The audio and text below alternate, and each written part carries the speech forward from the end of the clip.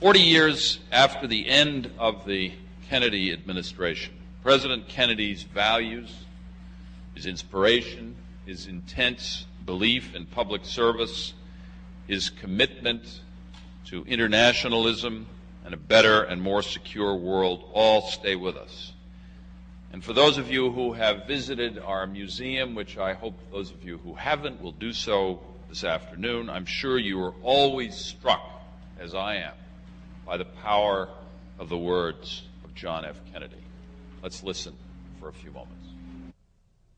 What kind of a peace do I mean, and what kind of a peace do we seek? Not a Pax Americana, enforced on the world by American weapons of war. Not the peace of the grave or the security of the slave. I am talking about genuine peace, the kind of peace that makes life on earth worth living, the kind that enables men and nations to grow and to hope and build a better life for their children. Not merely peace for Americans, but peace for all men and women. Not merely peace in our time, but peace in all time. First, examine our attitude towards peace itself. Too many of us think it is impossible. Too many think it is unreal. But that is a dangerous, defeatist belief. It leads to the conclusion that war is inevitable, that mankind is doomed, that we are gripped by forces we cannot control. We need not accept that view. Our problems are man-made. Therefore, they can be solved by man, and man can be as big as he wants. No problem of human destiny is beyond human beings. Man's reason and spirit have often solved the seemingly unsolvable, and we believe they can do it again. We are confronted primarily with a moral issue. It is as old as the Scriptures and is as clear as the American Constitution.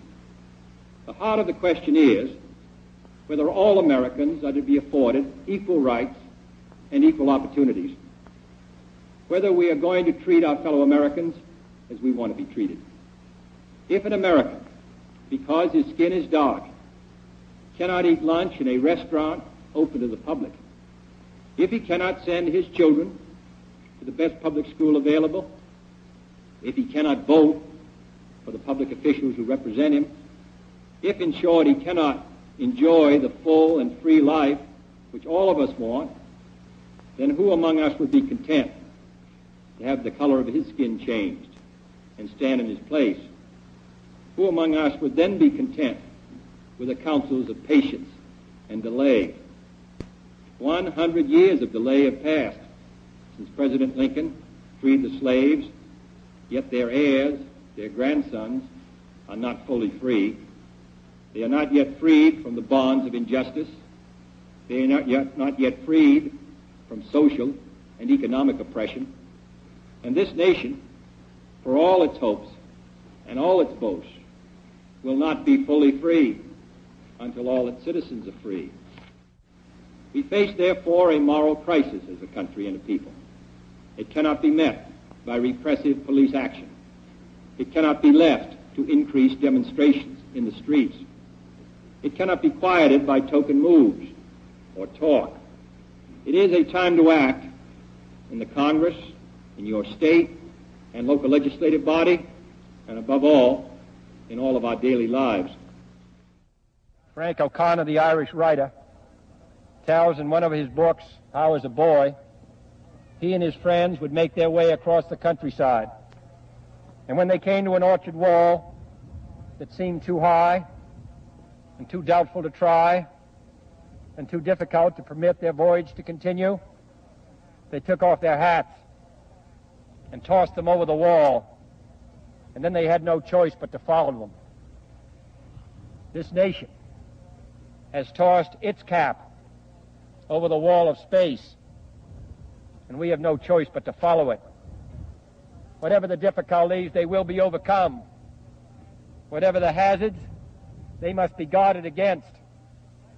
With the vital help of this aerospace medical center, with the help of all those who labor in the space endeavor, with the help and support of all Americans, we will climb this wall with safety and with speed, and we shall then explore the wonders on the other side. Remarks were delivered the day before President Kennedy was assassinated. What is the legacy that he left? To examine the Kennedy presidency, we are very honored to have with us a number of our nation's leading scholars and historians.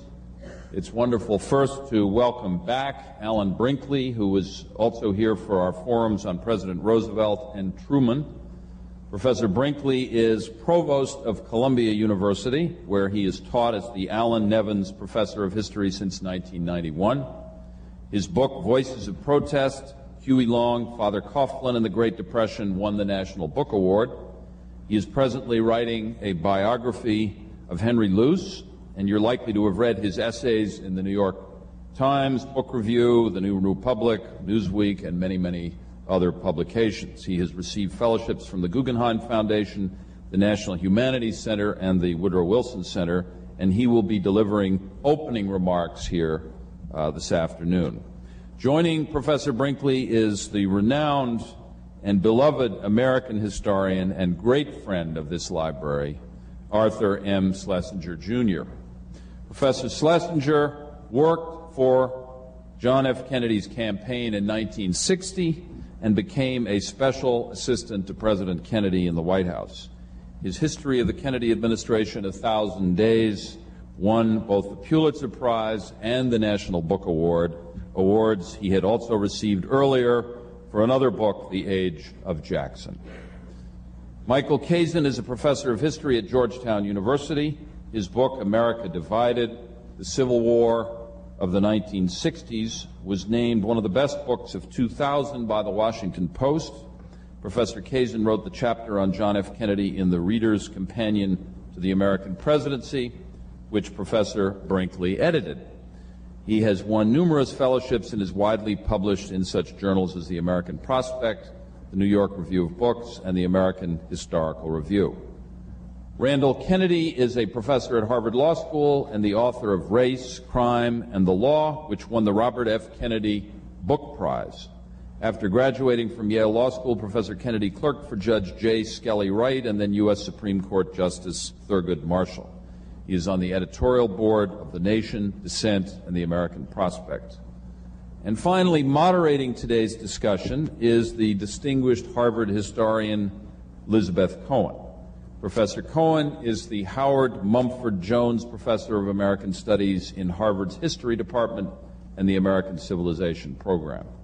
Her first book, Making a New Deal, won the Bancroft Prize for American History and was a finalist for the Pulitzer Prize. Earlier this year, Professor Cohen published her most recent book, A Consumer's Republic, The Politics of Mass Consumption in Post-War America. So, Professor Brinkley, if I could offer the podium to you for opening remarks and then have the rest of your colleagues come up on stage afterwards. Thank you very much. Welcome to all of us.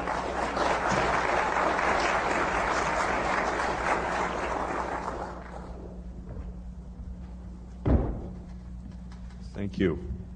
Well, it's always a pleasure to be at this beautiful library, and it's a particularly daunting pleasure to be here to talk about the man whose spirit this library is committed to. And I want to say just a few words just to start this panel before my colleagues join me up here about some of the difficulties that we as historians have, and I think also that we as Americans have, in thinking about John Kennedy, even now 40 years after his death. Theodore White, the journalist and historian whose famous interview with Jacqueline Kennedy shortly after her husband's assassination introduced the idea of Camelot to the image of the Kennedy presidency, wrote in his memoirs a few years before Teddy White died of his personal memories of John Kennedy, and he suggested something of the dilemma facing historians and others who try to understand the significance of the Kennedy presidency. He wrote, "I still have difficulty seeing John F. Kennedy clear.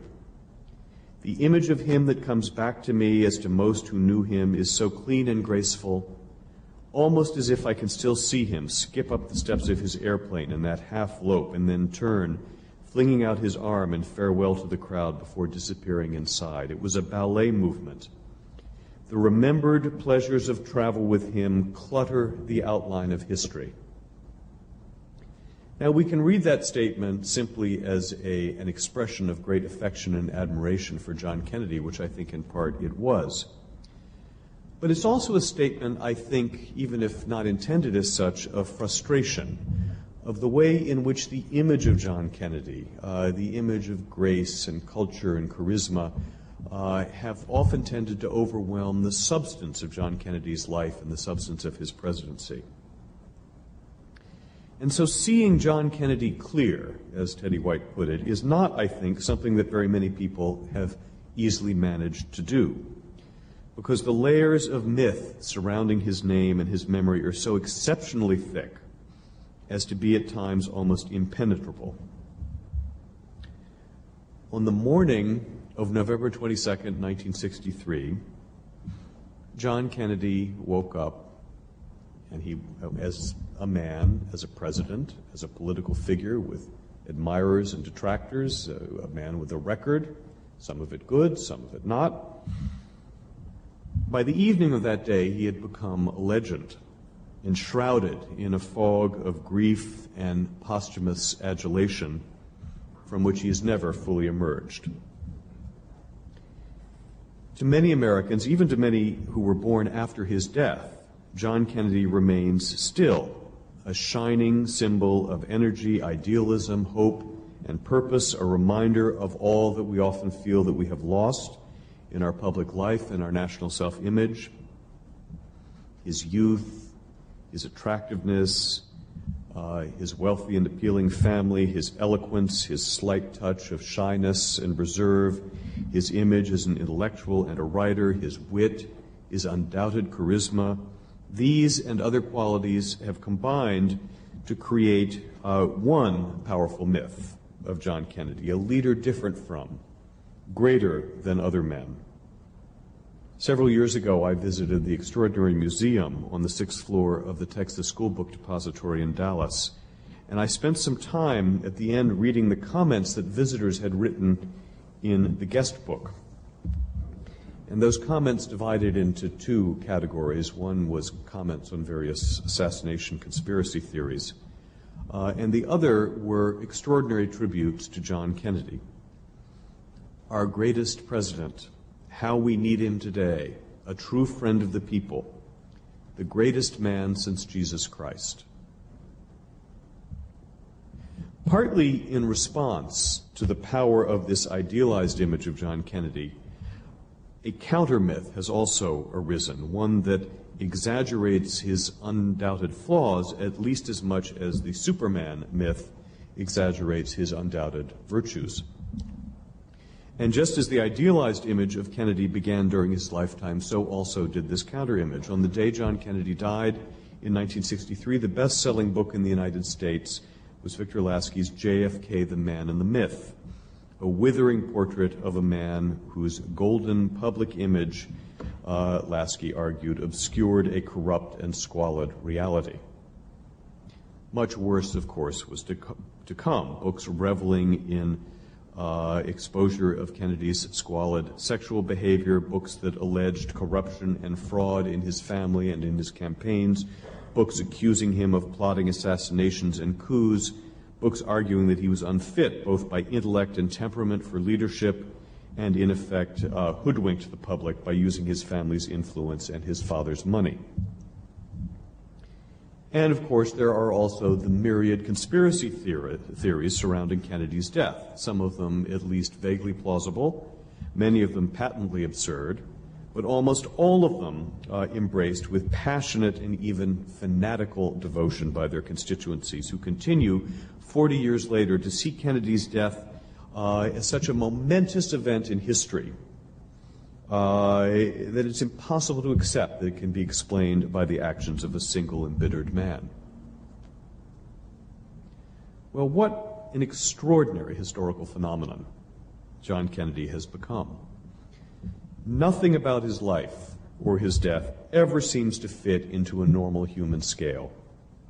Everything about him is exceptional. His virtues, his flaws, the ideas and energies he unleashed, the imagined forces that mobilized to destroy him. A man whose image swings between extremes, that of an almost godlike Superman who embodied the nation's highest hopes, and that of a reckless libertine who behaved with dangerous arrogance and immaturity. The real John Kennedy was none of those things. Although he helped unleash great ideals, he was himself an intensely unromantic and highly pragmatic man. Although he was a more knowledgeable and thoughtful man than his detractors argue, he was a less cultured and intellectual man than his admirers at the time claimed. Although he exuded youth and vigor, he was in fact a frail man suffering from serious, potentially fatal illnesses. He was a man with great virtues and great flaws, neither the Promethean leader that so many Americans choose to remember, nor the reckless fraud that his detractors sometimes portray. He was both less and more than the many myths surrounding him suggest. To understand John Kennedy historically, and not romantically, to see him clear, as Theodore White put it, requires, I think, among other things, a somewhat reduced emphasis on Kennedy's own compelling personality, of which we've just seen an evocative glimpse, and a somewhat greater effort to place him in the context of a very particular historical moment. And there are several characteristics of that period, the late 1950s and early 1960s, that seem to me worth considering as part of our explanation of John Kennedy's significance in his time and ours.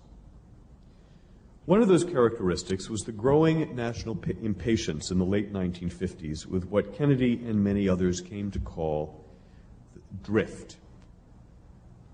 For 15 years after the end of World War II, a sort of ideological momentum had been building slowly in the United States, fueled by anxieties about the rivalry with the Soviet Union, fueled by optimism about the extraordinary performance of the American economy, a momentum behind the idea of the active pursuit of some great national purpose, some American mission. The desire for change in 1960 was still cautious and tentative, as the extraordinarily thin margin by which Kennedy defeated Nixon that year suggests, but the desire was there and growing. Henry Luce, the editor of Time and Life magazine in the late 50s, began a national conversation about what he called the national purpose, and recruited a number of leading American writers and intellectuals to produce essays on what the national purpose should be. It was published as a little book. I read it in high school. And it evokes, I think, that moment, a moment that it's hard to imagine many other nations actually experiencing. I mean, imagine the British talking about the British purpose. A moment in which many Americans began to feel that the nation really required a great mission in the world, to give the nation an identity, to give the nation the values that it needed, and to give the nation the power that it wanted to exercise in the world. An official in the Defense Department in the early Kennedy years wrote a policy paper at one point expressing also this curious sense of urgent purpose. He said, "The United States needs a grand objective. We behave now as if our real objective is to sit by our pools, contemplating the spare tires around our middles. The key consideration is not that the grand objective be exactly right, it is that we have one, and that we start moving towards it." And John Kennedy, of course, was the man who based his claim to leadership on a promise of energy and activism and purpose. He was, as he liked to put it, the man who would get the country moving again at a time when much of the country was ready to move. During his 1960 campaign, he complained frequently about the stagnation over which The Republicans had presided, he claimed, for the previous 8 years. In his acceptance speech in Los Angeles in 1960, he said, "I have premised my campaign for the presidency on the single assumption that the American people are uneasy at the present drift in our national course, and that they have the will and the strength to start the United States moving again." Richard Strout, the New Republic columnist who wrote under the pseudonym TRB, wrote at the time of Kennedy as a young man offering positive leadership and presidential power to the utmost. And that suggests a second and closely related characteristic of this time. Along with a growing sense of urgency about drift and commitment and purpose was a set of changing expectations of the American presidency itself. It was visible in part in the increasing impatience among liberals and among many others with Dwight D. Eisenhower, a cautious, centrist president who prized stability above all and who deeply mistrusted bold new ventures. By the late 1950s, Eisenhower was increasingly under attack from liberals and others for permitting the nation to drift, for offering no positive leadership. Those complaints coincided with a new popular and scholarly conception of the presidency, an idea of the president as more than simply the leader of the government, but as something approaching the embodiment of American nationhood, a figure of almost cultish interest and importance. For those Americans who were coming to believe that the nation needed to make more vigorous efforts to confront new challenges, the presidency was coming to seem the one institution capable of defining a coherent purpose for the nation. The one institution that could marshal the country's resources and lead a forceful assault on its domestic and international problems. We can see evidence of this new view in, among other places, some of the books about presidential power that were beginning to appear in the late 50s and early 60s, almost all of them emphasizing the desirability of, the need for, presidential activism, books in which Eisenhower almost invariably appeared as an example of what a president should not be like. Clinton Rossiter, a political scientist at Cornell, published a book called The American Presidency in 1956 and argued in it that the President of the United States was the most important leader in the world, a man whose power was nearly unlimited and was curbed only by his ultimate and rather distant accountability to the people. The President, Rossiter wrote, is not a Gulliver immobilized by 10,000 tiny cords. He is rather a kind of magnificent lion who can roam freely and do great deeds so long as he does not try to break loose from his broad reservation. There is virtually no limit to what the President can do if he does it for democratic ends and through democratic means. 4 years later, Richard Neustadt published Presidential Power. It was a less rapturous book than Rossiter's, more aware of the limits of president's ability to act. He quoted, for example, Harry Truman commenting on Dwight Eisenhower as he was about to enter the presidency, and Truman said of Eisenhower, "He'll sit here and he'll say, do this, do that, and nothing will happen." But Neustadt saw those difficulties as no excuse for inaction. In fact, they were all the more reason for the president to seek out ways to exert power that would work. The president must act, Neustadt and others believed, and if there were obstacles to action, the president must find ways to circumvent those obstacles. Because if American government was going to perform, if it was going to accomplish the great things that it should, it would have to rely on leadership from the one area of government that could provide it, the efficient, modern, effective element of government, not the clumsy and inefficient Congress, not the conservative and corrupt state and local governments, but the presidency, the only seat of true action. Kennedy read and admired Neustadt's book and expressed admiration in his own writing and Profiles in Courage, among other places, for leaders who broke free of their political constraints in pursuit of great purposes. And his governing style reflected his acceptance of this new and more expansive vision of presidential power. Kennedy was determined not to be bound up by the bureaucratic order of his office or the government. He wanted the freedom to act even if that meant circumventing established procedures and methods.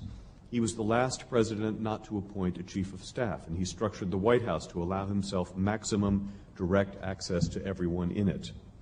Nor did he observe normal protocols in dealing with other parts of his administration. Rather than dealing with agencies through their directors and secretaries, he often talked directly with lower-level officials to ensure that what he wanted done would not get lost in the chain of command.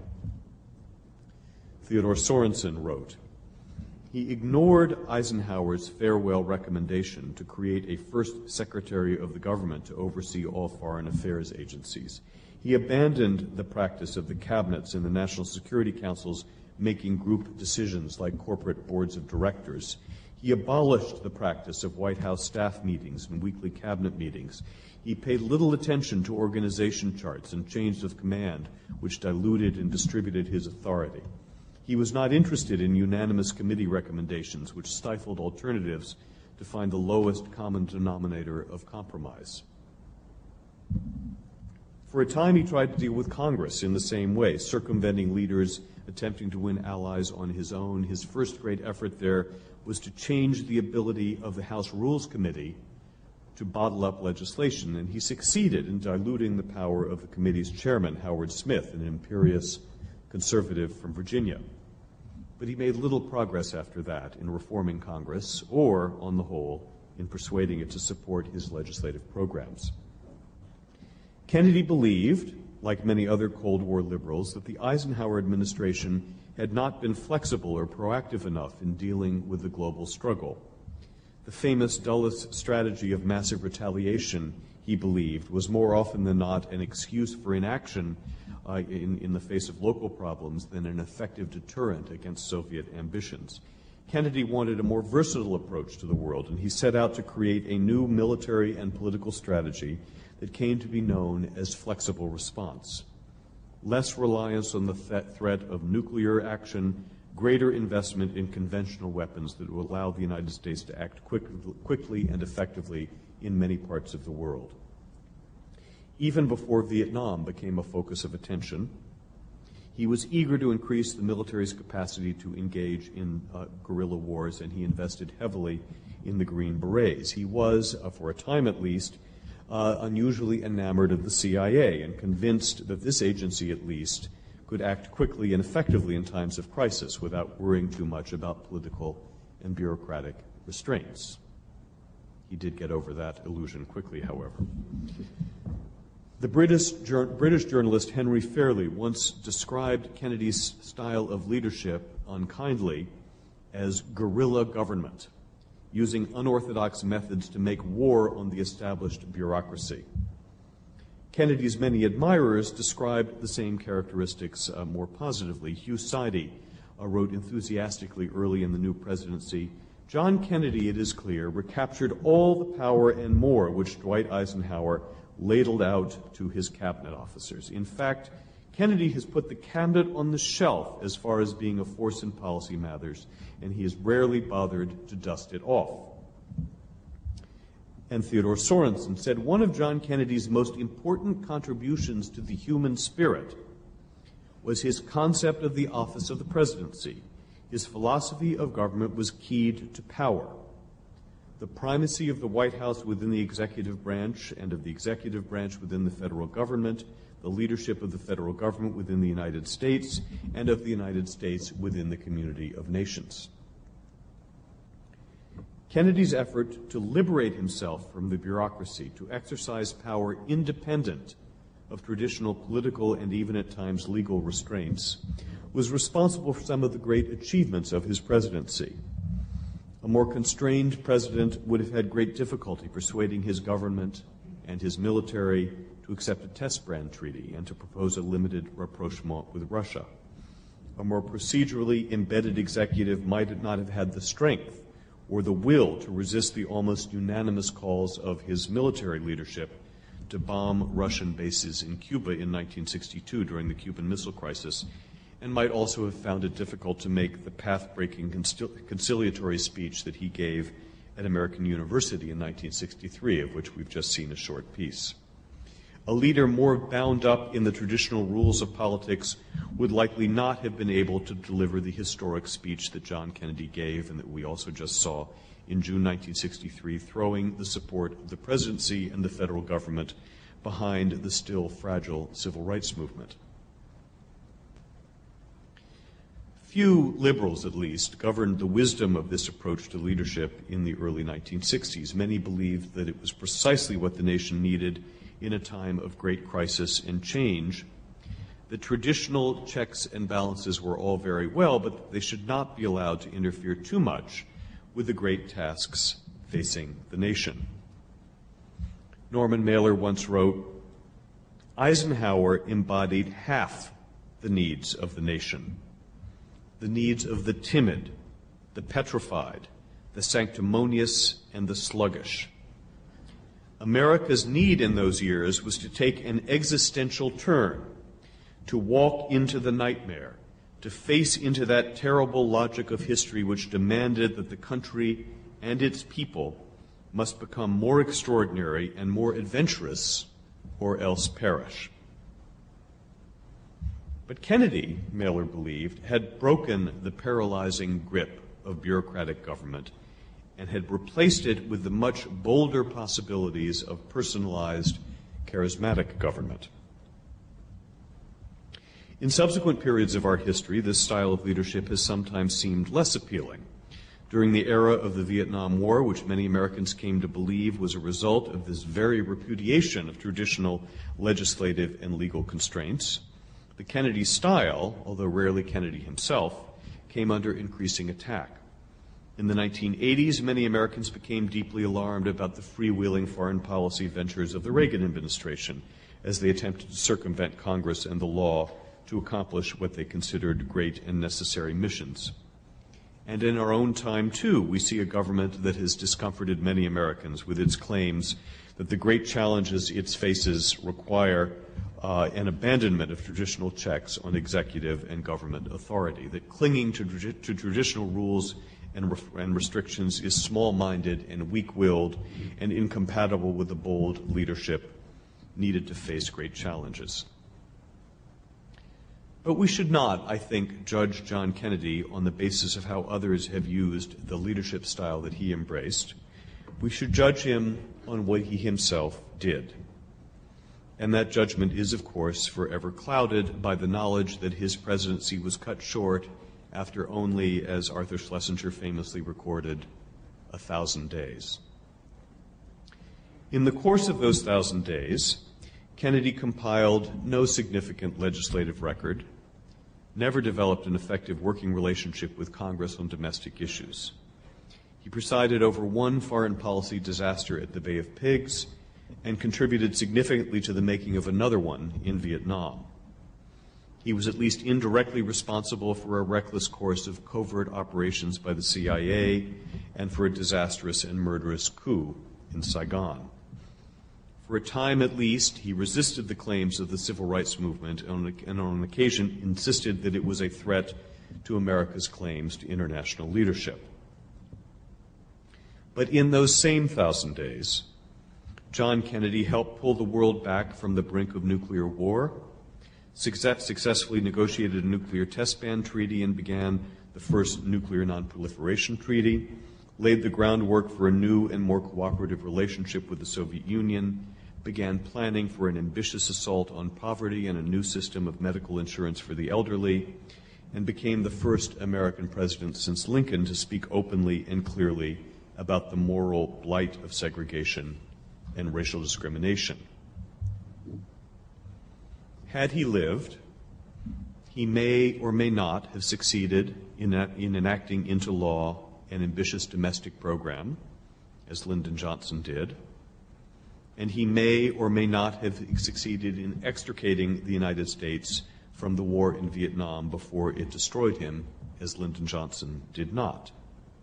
He may or may not have been able to prevent the violence and social turbulence that so disrupted American life in the 1960s and so transformed the political character of our nation. But those are not questions for historians to answer. Our job is to understand the reasons for and the power of the extraordinary mythologies that have grown up around the memory of John Kennedy, and to try as well, despite those mythologies, to see a real man, a talented, attractive, accomplished man, but a man, too, with many flaws, beneath the clouds of legend that surround him. Thank you very much.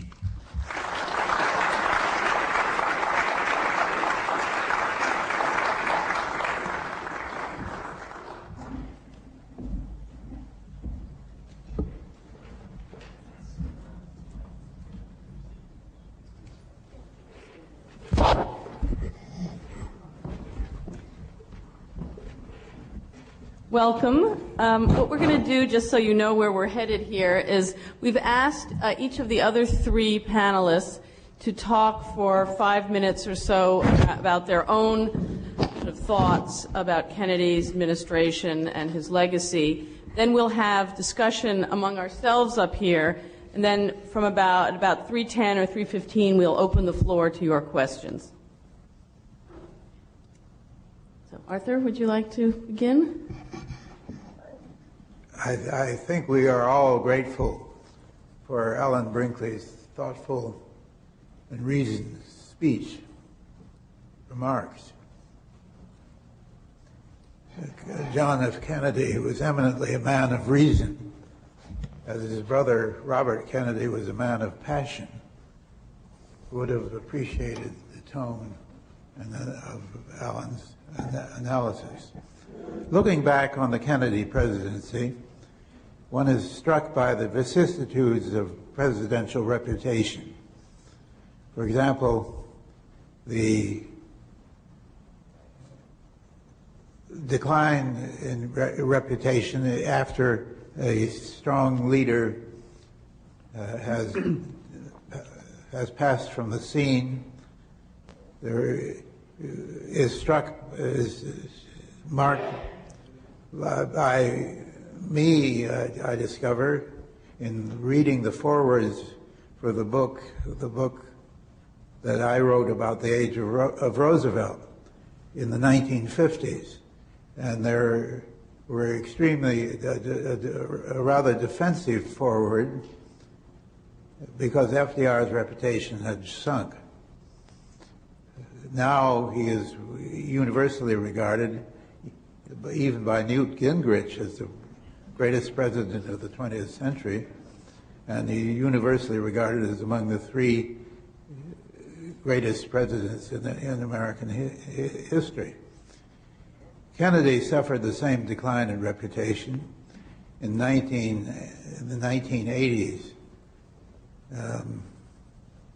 the American Heritage had a poll among historians of the most overrated people in American history. And Kennedy won that dubious contest. I think now that as FDR's reputation, when I was in college in the 1930s, both Theodore Roosevelt, who was regarded as a boisterous, meddling Boy Scout, Wilson as a rigid Presbyterian fanatic, both of those people suffered from that same curve of downward valuation by historians. Now, Theodore Roosevelt and Woodrow Wilson are accounted as among the most considerable presidents of the century. I think beyond the natural curve of downward revision, followed by upward revision, the publication of the Kennedy tapes about the missile crisis and the publication of the Kennedy-Johnson tapes about the civil rights struggle both document the view that Kennedy was a considerable president, not only in his style, but in his substance. The Cuban Missile Crisis was not only the most dangerous moment in the Cold War, it was also the most dangerous moment in all human history. Never before had two contending powers possessed between them the technical capacity to blow up the world. We now know that had the Joint Chiefs of Staff succeeded in persuading the President to launch a surprise attack to take the missiles out, followed by an airstrike, followed by an invasion, we now know that the Red Army, which had 43,000 people, soldiers in Cuba, the CIA told us that perhaps they had 10,000, but they were also delegated. They had the delegated authority to repel an American invasion by the tactical use of tactical nuclear weapons. Never occurred to us that tactical nuclear weapons had been issued, the tactical nuclear warheads existed in Cuba. I was with Bob McNamara, the Secretary of Defense, when General Ribkoff, in a meeting at Havana, told us that there were tactical nuclear weapons and delegated authority to use them in case to repel an American invasion. Bob McNamara practically fell out of his chair at this point because he said that if the Soviet Union was using nuclear weapons against us, killing our troops, he would be under great pressure to reply in the same vein. And God knows where this might escalate. The Cuban Missile Crisis, but Kennedy was determined first to get the missiles out of Cuba, and second to get them out peacefully. And both Kennedys rejected the Joint Chiefs of Staff operation recommendation, and one of the reasons for their rejection was the educational experience brought about by the Bay of Pigs. After the Bay of Pigs, Kennedy had no hesitation in rejecting the counsel of the Joint Chiefs of Staff or of the CIA. And that was an expensive education, but it produced happy results in the Cuban Missile Crisis. As Kennedy addressed successfully the most pressing and possibly catastrophic international issue, so he addressed the most corrosive domestic issue facing this country, that is the question of racial justice. In the speech he gave in June 1963, which excerpts were played in the introductory tapes, again, Kennedy had underestimated the moral intensity, the moral urgency of the black movement for equal rights. But he also was confronted by very unpromising political circumstances in the Congress. No reform president since FDR in 1938 had a working progressive majority in the Congress for domestic issues. And Kennedy lacked that, as shown in his effort to try to have the Department of Housing in 1962.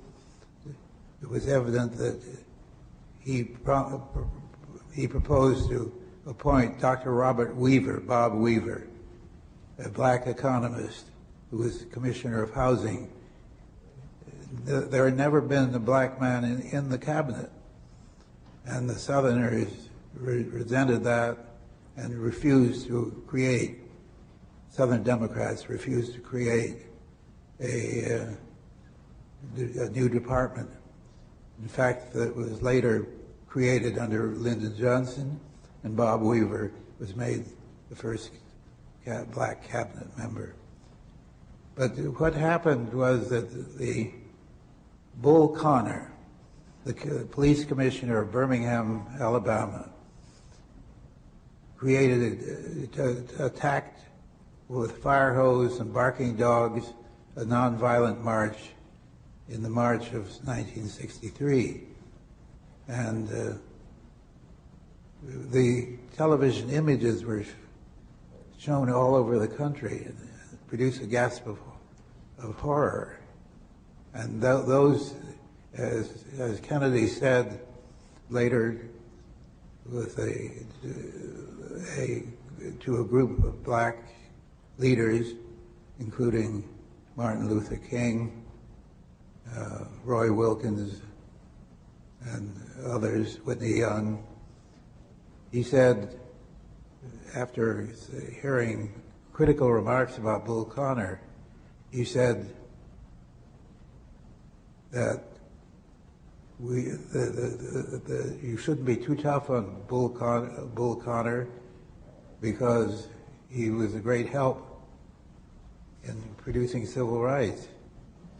And there was an intake of horror around the room till they discovered that Kennedy was ironical as usual, and that the whole change in the atmosphere of the change that prompted Kennedy to give the speech and to launch a new civil rights bill was due to the change in the political atmosphere produced by the atrocious behavior of Bull Connor. But he presented himself, he made himself, belatedly perhaps, the head of the civil rights movement, the movement for racial justice. And as I say, I think the two critical problems that confronted his administration were on the foreign policy, possibility of nuclear war over the nuclear missiles in Cuba, and on the domestic policy, the question of racial justice, and both of them he showed manifest and superb leadership. Thank you.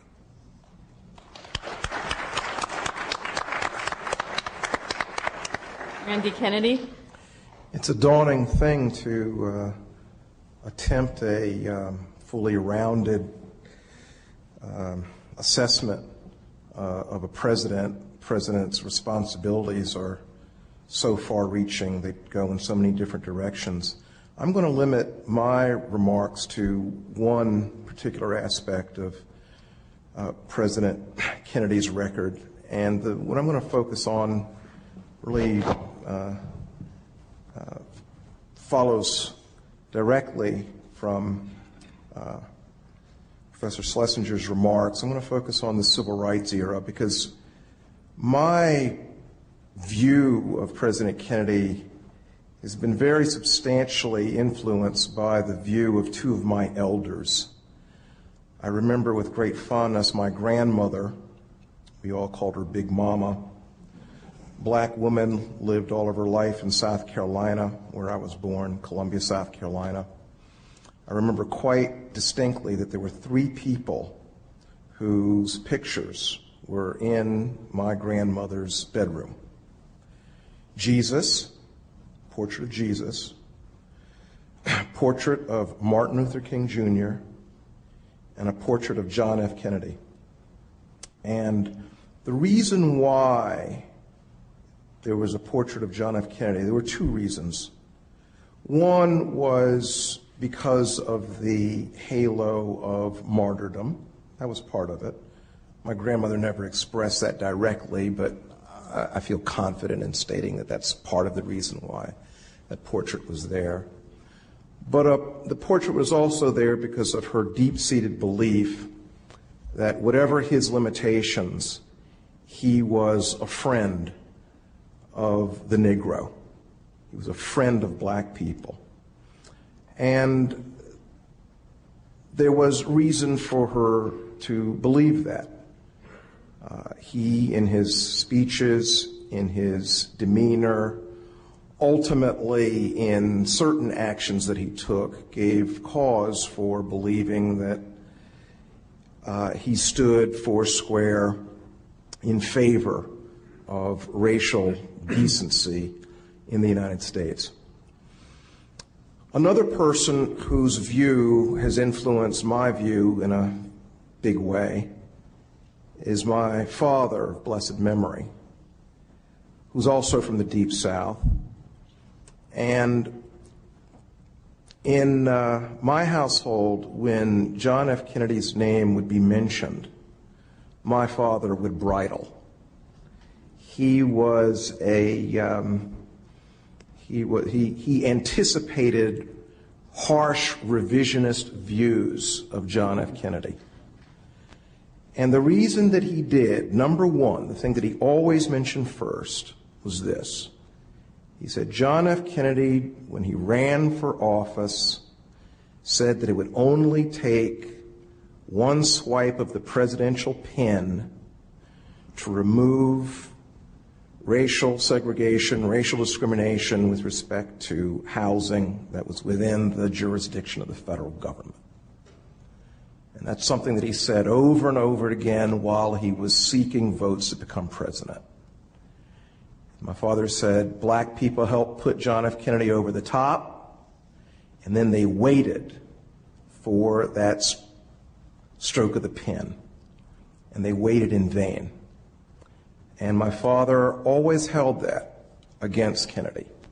And frankly, he held it against him with a real bitterness. There were other things that one could say about John F. Kennedy's civil rights record that would give some basis for my father's very strong critique of it. Some of the worst, most stubborn, most vicious, segregationist judges in the southern United States were appointed to their lifetime positions by John F. Kennedy as President of the United States. At the same time, President Kennedy had the opportunity to elevate to the United States Supreme Court what could have been the nation's first black justice. He considered it. The person he considered was a very distinguished black jurist, sat on the United States Court of Appeals, Judge Hasty, but he didn't. President Kennedy spoke very eloquently in favor of civil rights, and near the end of his time as president, of course, he did send to the Congress what became the Civil Rights Act of 1964. But I think it can be said with justice that he was belated in taking action. And I think ultimately the lesson that I take from the Kennedy presidency with respect to civil rights is that there always is the problem of time. We never know how much time is allotted to us, and therefore delaying things that need to be done is a tremendous risk. In any event, I look forward to reactions to those comments, and I look forward to hearing the views of my other panelists. Thank you very much.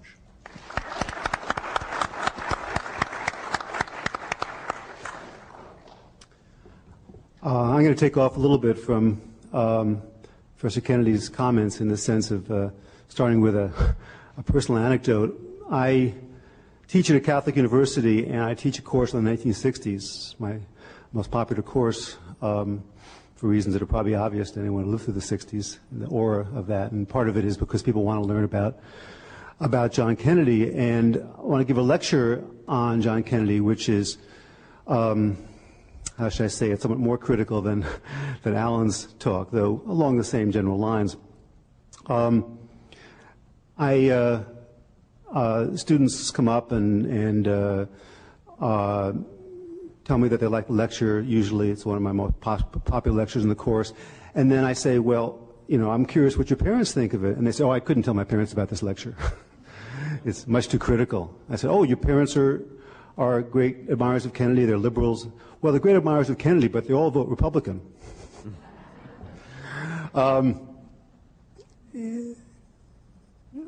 What's interesting about that, I think, is that Kennedy's idealism, his aura of idealism, the image you saw beautifully portrayed depicted in the film clips, which Alan discussed and Arthur discussed as well in different ways, I think is a problem for understanding his place in history.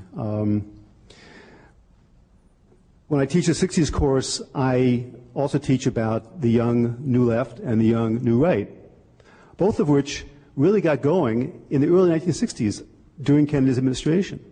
Both the leading organization of the young white New Left and the leading organization of the young black New Left, Students for Democratic Society on one hand, Student Nonviolent Coordinating Committee on the other hand, and also the leading group, Young Americans for Freedom, of the young New Right, all were quite critical of John Kennedy's idealism. All saw his, on one hand, his promise to fight any enemy, go to any lengths to defeat the foes of freedom, as on one hand dangerous, on the other hand hypocritical, because the New Right didn't believe that John Kennedy really was going to roll back communism as it seemed his rhetoric promised. Many people in the young New Left believed, as Randy Kennedy was saying, that he was rhetorically on their side, but was not willing to take the steps until very late in his administration, after the Birmingham demonstrations, to really get behind a civil rights bill. So in many ways, I think the problem, or one of the problems of John Kennedy in history, is the kind of expectations he raised, both for people who agreed with those ideals and those who were cynical about those ideals, made problems not just for John Kennedy during his administration, but for liberals afterwards, for Lyndon Johnson, for George McGovern, for Bill Clinton in a lot of ways too. The sense that it was possible to end poverty. It was possible to bring about racial equality in one generation. It was possible to both defeat communism in the Third World and to contain it in Europe at the same time as one could forge a more peaceful world. In the sense that this is part of Kennedy's aura, I think, too, this failure and this promise. It's a sense in which hubris is both incredibly attractive and also limiting. The crisis of liberalism broke out, and the decline of liberalism broke out very soon, really, after Kennedy's death. There was a very small window of opportunity, of course, that Lyndon Johnson exploited from November '63 until the spring of 1965, in which most of the Great Society programs were passed, of course, with the, in a sense, posthumous help of John Kennedy. But Johnson, I think, was very much trying to do what Kennedy would have done and to do it better than Kennedy would have done it. And that was an impossible agenda to fulfill, and it proved, I think, in many ways to be the undoing of liberalism, because as people on the right understood, and most people like me at the time who were on the left did not understand, this was a very conservative country in the 1960s. And the Democratic coalition that John Kennedy tried to lead into power and to build a new era of democratic dominance was always quite brittle and always had many fault lines, and those fault lines broke out with with tremendous fury, I think, by the mid-1960s. As Alan said quite eloquently, one cannot blame John Kennedy for shortcomings of that kind. On the other hand, I think that the problem with liberal idealists, and this is true for Woodrow Wilson, it was true for Abraham Lincoln, and it was true for Franklin Roosevelt in many ways as well, is that one has to be responsible for the political consequences of that idealism. And in many of those cases, those presidents, Roosevelt, Wilson, Lincoln, and Kennedy, did not live to see the downfall of their ideals. So we continue to praise them and love them, admire them posthumously for those ideals. At the same time, I think we have to make a very sort of hard-headed historical analysis of perhaps how the vaulting idealism was also related to the kind of cynicism, skepticism, and decline of some of the views for which they stood and for which they died.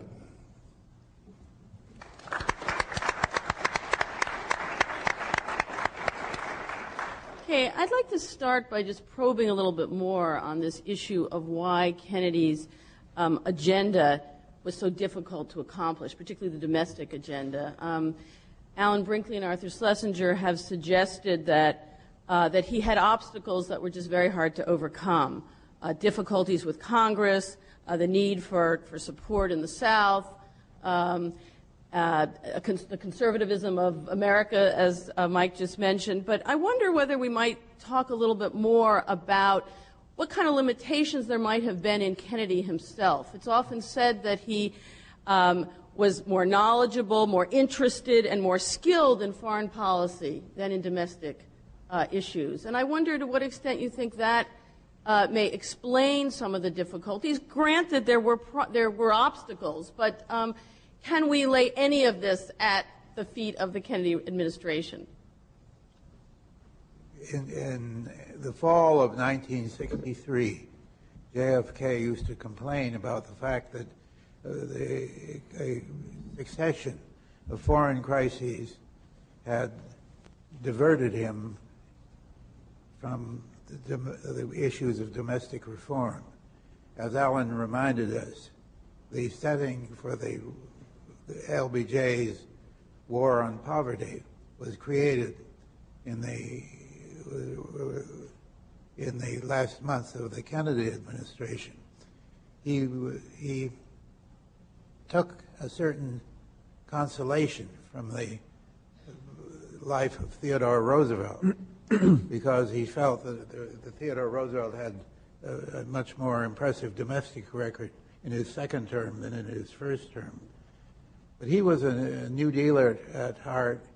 He believed in affirmative government. He felt that the primary experience of going to West Virginia, for example, he couldn't believe the people in the United States, the richest country in the history of the world, lived in such misery and anguish as the miners of West Virginia. And one of the first things he tried to do was to get a development program for Appalachia. And I do not think that his concern for the domestic progress of the country, for the poor people, should be underestimated. Anybody else? Well, I think that's a very good question as to whether John Kennedy himself or circumstances over which he had no control thwarted his domestic agenda. I think Arthur's right that part of it is his preoccupation with foreign policy, which one could argue was a preference, but one could certainly also argue was a necessity given the crises that he faced.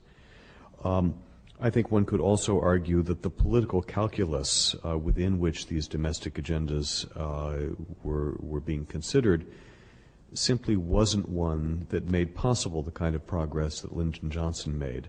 I don't think we can underestimate the importance of Kennedy's death itself in changing the political character of the United States in 1963, 64, and part of 65. We also, I think, have to look at the difference between John Kennedy and Lyndon Johnson, who had very different sets of talents. And one of Lyndon Johnson's truly extraordinary talents was the ability to manipulate Congress. And that was, John Kennedy simply did not have that kind of skill set available to him. Almost nobody in our history has had it in the way that Lyndon Johnson did. So this extraordinary moment of legislative triumph that occurred in the first year and a half of the Johnson presidency was made possible, I think, by the plans that Kennedy made, the impact of Kennedy's death on the way Americans thought about the world, and the remarkable skills that Lyndon Johnson brought to the task, and maybe most of all, the huge Democratic landslide in 1964, which transformed the character of Congress in ways that, would have benefited John Kennedy as well as Lyndon Johnson had he lived. I think that the last issue is last factor is very important.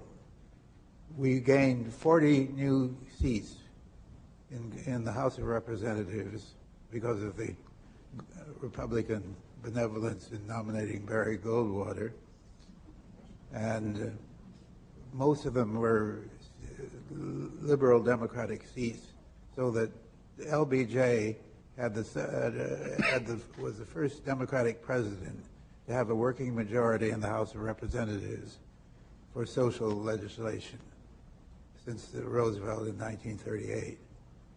And the 40 new seats, if Kennedy had survived, he would have probably gotten 50 or 60 new seats because he was a much more popular figure, much more comprehensible figure to on a national basis than LBJ, who was a powerful figure in Washington, but not a great national figure.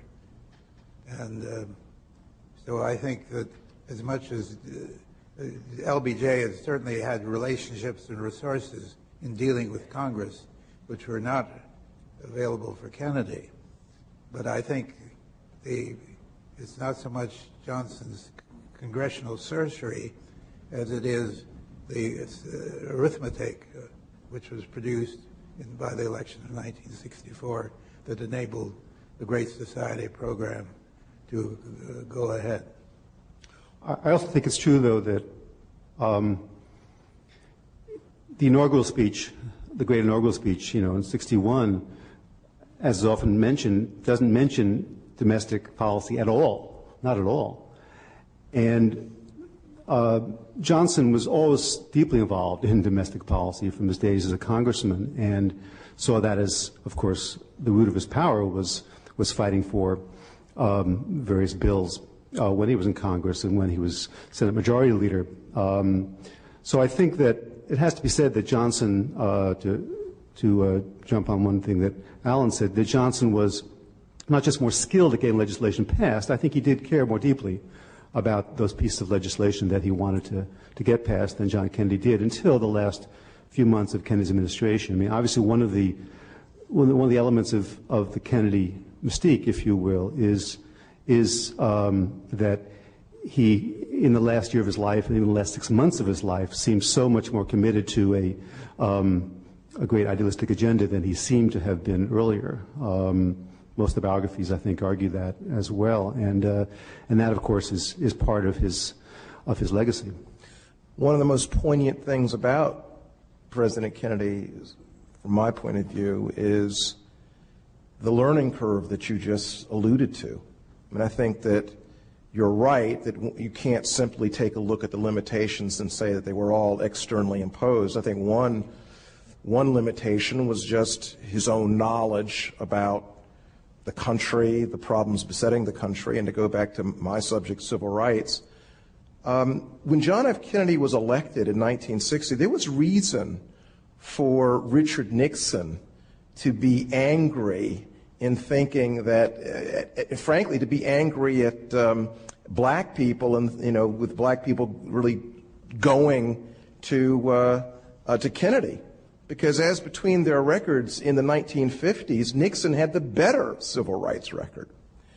Kennedy simply, with respect to civil rights, and he was decently inclined, but he was not knowledgeable, and he certainly didn't have a good feel for what the segregation regime meant.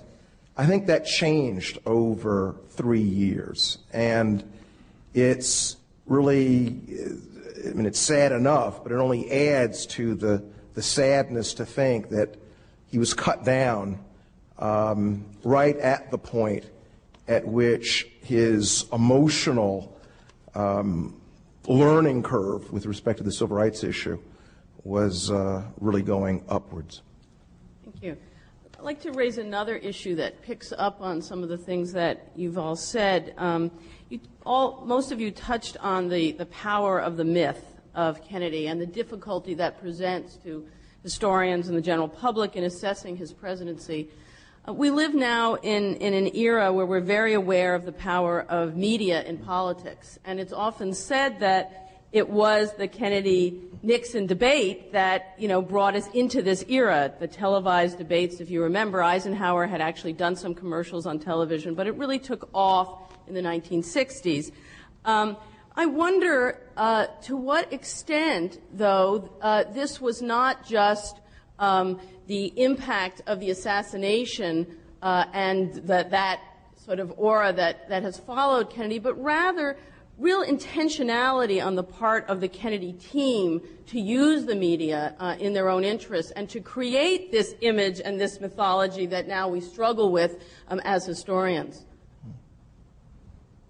Well, I think that's true. I think you can see the Kennedy myth already beginning to build before Kennedy died.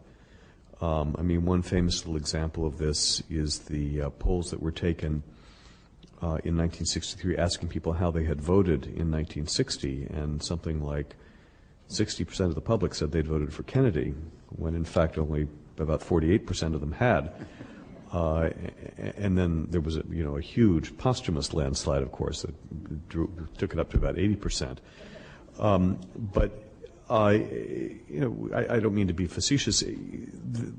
Kennedy, partly on the basis of achievement, partly on the basis of his performance in the Cuban Missile Crisis and other foreign policy things, and partly on the basis of his really extraordinary media skills. He was truly the first television president, not the first president to be on television, but the first president to be good on television.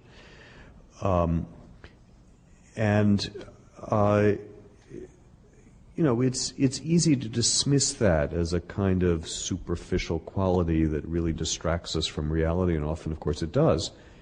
But it's also, it is now a real necessity for effective governance, and Kennedy helped make it that. It's, media skill without commitment to real and important goals, can be a terrible thing in a president. But media skill combined with that commitment can be a very valuable thing. Kennedy, I think, at the end of his life, just as Randy just suggested, was sort of just learning how to use the media to forge a consensus around domestic issues, or to try to do that. And I think, he had the potential to be extremely good at it. I think also should be mentioned that intellectuals were in love with Kennedy, and that is more than just people like us liking Kennedy. It had an important impact on how he was seen by the rest of the country. Norman Mailer, to help Kennedy get elected, wrote a famous essay for Esquire magazine during the campaign in 1960 called "Superman Comes to the Supermarket." And that's where the quote I've read. Yeah, and it's a fascinating essay because it is both an analysis and a love poem at the same time, and that, of course, was the kind of combination of elements that was going to appeal to intellectuals who saw themselves as tough-minded and not really falling in love with politicians, especially one who hadn't showed that they could accomplish anything quite yet. But at the same time, Kennedy seemed on the cutting edge of a lot of things. And as my 6-year-old daughter said when she first saw him on television, he's a beautiful man. And we haven't had a beautiful man as president, except perhaps for Ronald Reagan since then. And Ronald Reagan is, you know, perhaps when the Kennedy Library gets around to the Ronald Reagan seminar symposium, I think it'd be interesting to make a comparison between Reagan's image and Kennedy's image, because for people on the right, Ronald Reagan is their Kennedy. Either one of you want to add anything on that? Well, why don't we, it's your turn. Why don't we open this up now to questions from the audience? And I would ask you to come up to the microphones if you have a question, and to also introduce yourself before asking it. Anybody? My name is Harry Crushpain. I'm professor of history at Dean College in Franklin, Massachusetts. And it's been alluded here, everyone talked or mentioned about the assassination and how that the academic community was influenced by John Kennedy. And yet, over these past 40 years, the academic community has been totally silent regarding the assassination and all the books, theories, movies that have come out. And I'd like to, Professor Cohen, if you could present the question to the panel, that did they buy conspiracy in John F. Kennedy's death, or why has not the academic community really come out strong against all those in the country who are proposing that President Kennedy was not killed by a lone assassin, but in fact a conspiracy that changed American government and history from 1963 on? Anybody want to talk about the way we've viewed the... Well, I think the question of the assassination is probably historically insoluble.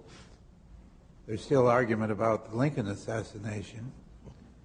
I'm an agnostic myself on the question of whether a lone individual or a conspiracy was responsible for the murder of Kennedy.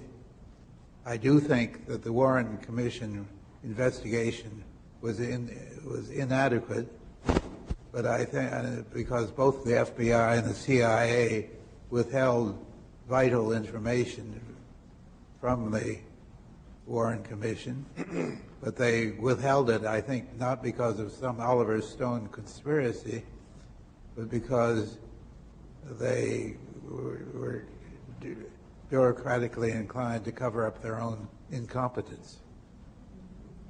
But I think the question is insoluble. Okay, we'll go to you.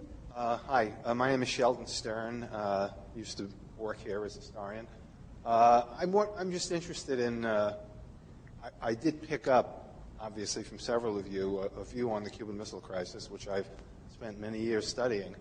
And I'm just curious about your sense of the options that Kennedy had, if you could get into it a little bit more, and more importantly,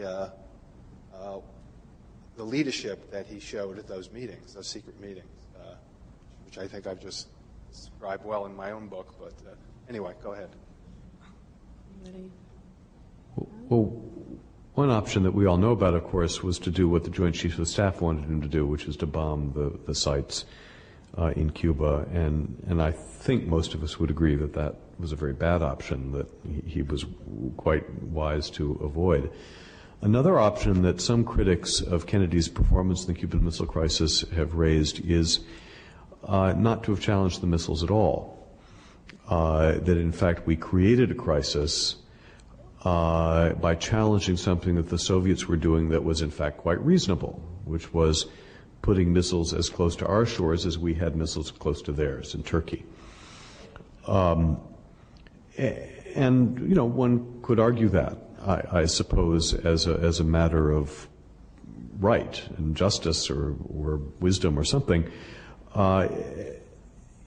Politically, and, you know, it's very hard to make a political argument when you're talking about a matter of life and death for the world, but politically, that was an absolutely impossible option, I believe, for an American president, particularly given the commitments that American presidents had already made in the 4 years since Castro had invaded Cuba.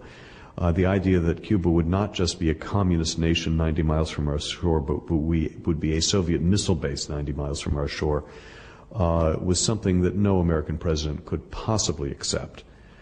So I have some sympathy for the argument that this was a crisis that we helped to create, because we had missiles on the edge of this, on the borders of the Soviet Union too.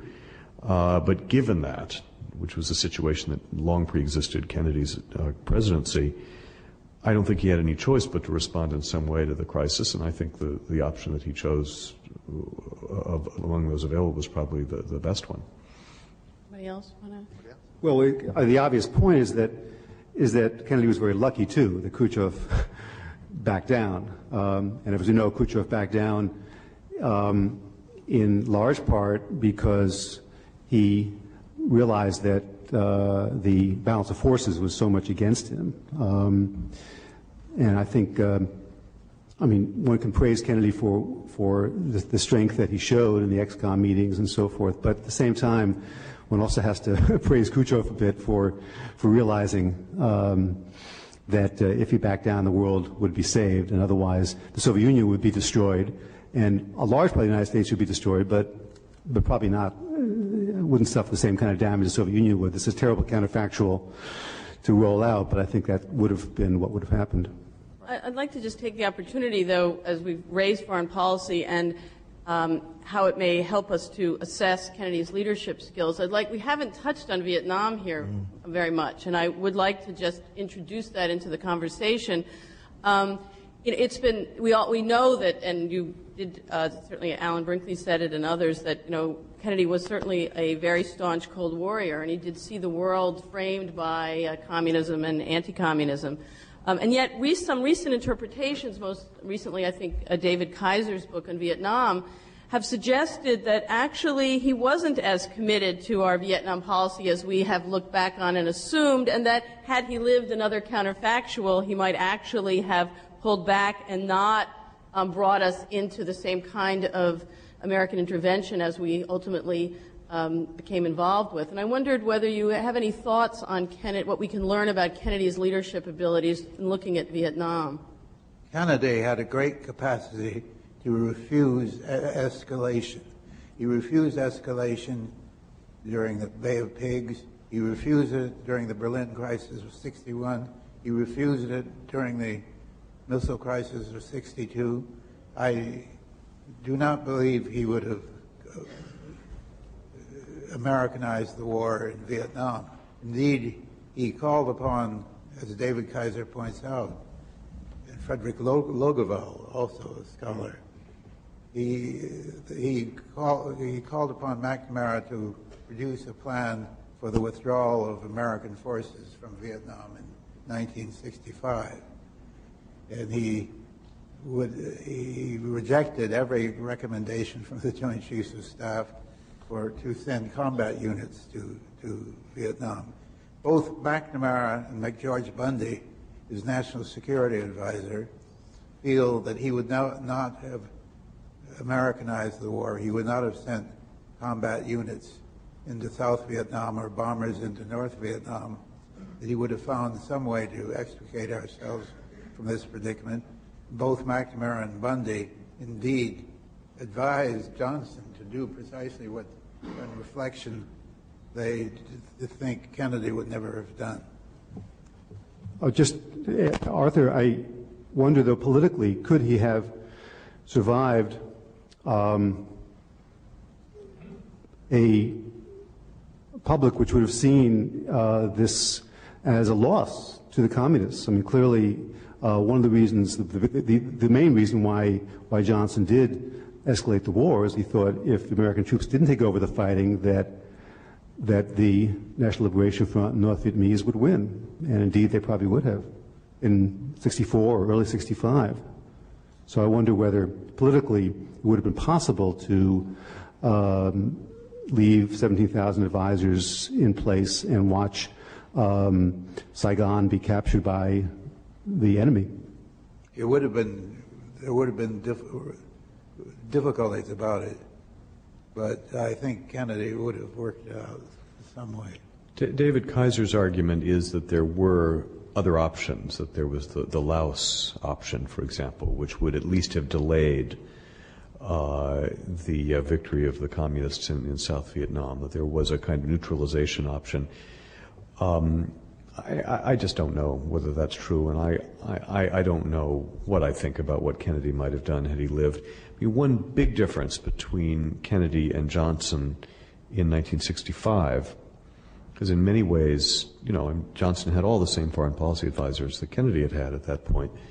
But one big difference would have been that Kennedy would not have faced another election, and would have, and that, you know, you can't go too far with that because presidents are never, you know, unconcerned about what the public thinks of them. But it would have made it easier for Kennedy, I think, to reconsider Vietnam. And, you know, when one reads the increasing number of internal documents about the meetings that went on in the Johnson administration on the war, one discovers, as Arthur suggested, that all of those people had really grave doubts about the wisdom of this venture and about the possibility of success. And that those doubts were always trumped by their sense that, you know, the disaster that would have befallen them, both politically at home and in terms of America's influence and reputation in the world, by repudiating this commitment, just overwhelmed the other disastrous possibilities that they were concerned about. Leslie Gale wrote an article years ago called "Vietnam, the System Worked with Sort of Rational Choice," argument about this, and simply said that every American administration, starting with Truman and all the way through Nixon, did the least that was necessary to keep Vietnam from falling, because they always believed that the cost of allowing Vietnam to fall was simply too large to pay. And that what Kennedy and then ultimately Johnson faced was the point where the least was in fact a great deal. And that only when the public and the world turned against the war, which didn't really happen decisively until at least 1968, only then was it politically possible to withdraw from it. So I don't know the answer, but back to you.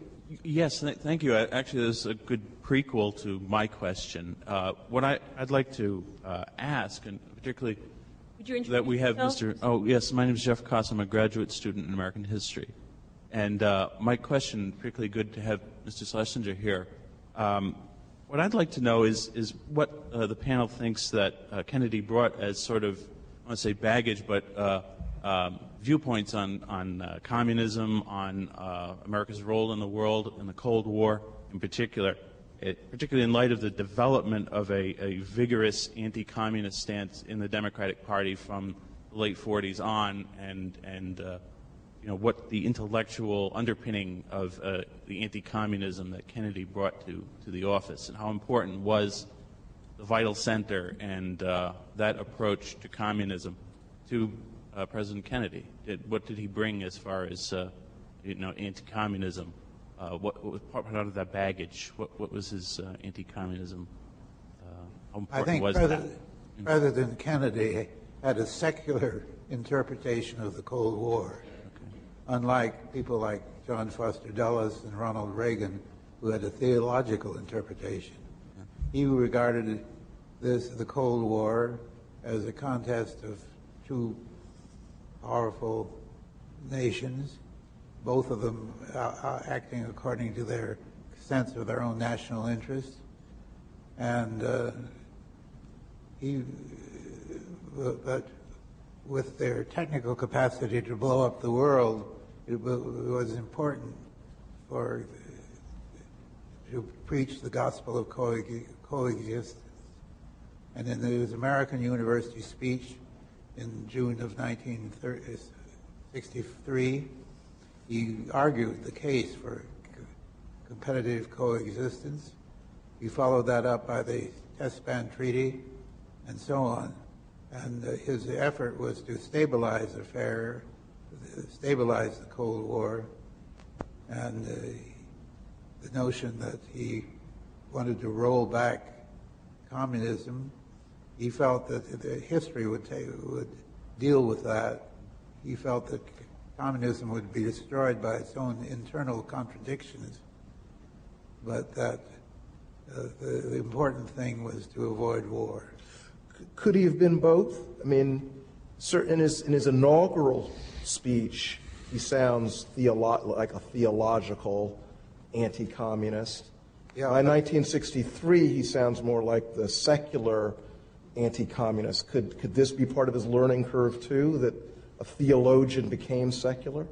Well, I think the inaugural speech was an overreaction to a speech Khrushchev had given a couple of weeks before in Moscow, promising communist victory through wars of national liberation.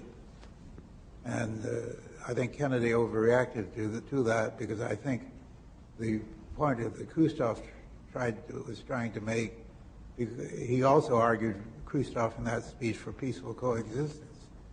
Well, I think the militant sections of the Khrushchev speech were addressed to the communist world, particularly to communist China, who felt that the coexistence was ruining the military revolutionary fervor of world communism.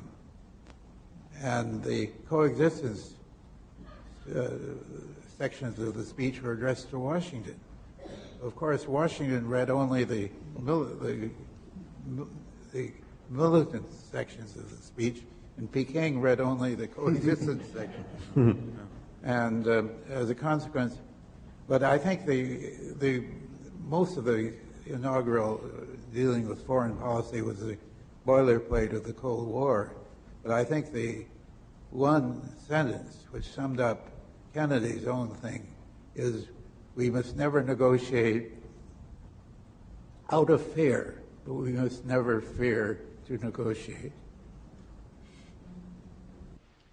Well, thank you very much. I'd like to ask you to join me in thanking this panel for what I think has been a very stimulating